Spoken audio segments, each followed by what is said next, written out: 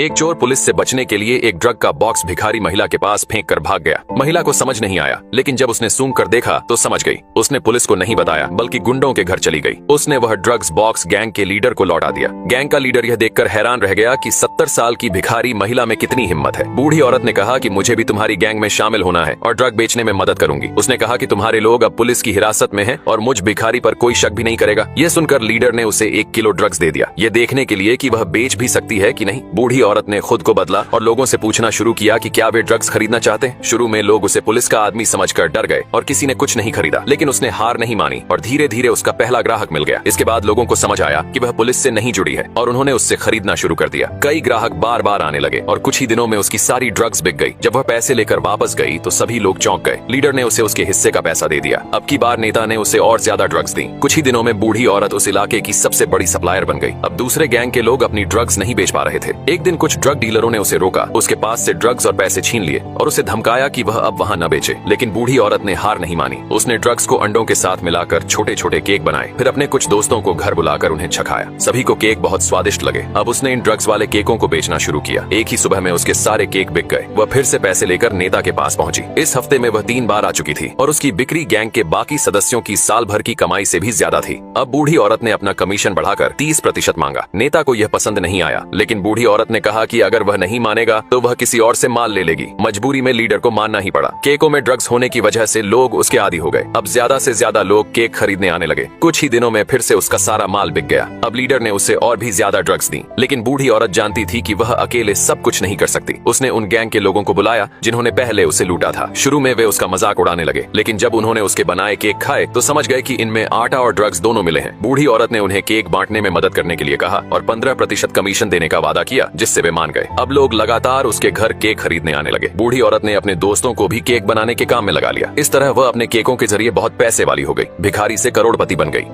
एक लड़की ने सोने जैसे चमकदार मोतियों का एक पूरा डिब्बा लिया। उसने पूरी रात मेहनत की, उन मोतियों से एक शानदार जबरदस्त ड्रेस बनाई। अगली सुबह उस मोतियों से जड़ी ड्रेस को देखा तो सब हैरान रह गए, यहाँ तक कि उसकी बॉस जो एक डिजाइनर की मास्टर थी वो भी दंग रह गई। बॉस उस ड्रेस को अपना बताने लगी, लेकिन यही तो लूसी की चाल थी, क्योंकि उसी ड्रेस में उसने अपनी बॉस एनी को हराने का राज छुपा रखा था। शाम को कंपनी के नए फैशन शो में एक बाइक रेड कारपेट पर आकर रुकी। धुएं से घिरी बाइक से लूसी एक नए रूप में बाहर निकली। सोने और काले रंग की ड्रेस सबका ध्यान अपनी ओर खींच रही थी। सबकी नजरें अब बॉस से हटकर लूसी पर थीं। तभी लूसी के साथी ने सारे लाइट्स बंद कर दिए। एक बड़ी इमारत पर लिंडा नाम प्रोजेक्ट हुआ। लोगों के बीच से वह स्टाइल में निकल गई। अब लिंडा फैशन की दुनिया में एक रहस्यमय और चर्चित नाम बन गया। कुछ दिन बाद लंदन में एक और इवेंट हुआ। इस बार जैसे ही एनी अपनी कार से निकलने वाली थी, दरवाजा खुला ही नहीं, वो सील था। तभी लिंडा एक लंबी ड्रेस में सामने आई और एनी की कार पर चढ़ गई। उसकी ड्रेस ने पूरी कार को ढक दिया।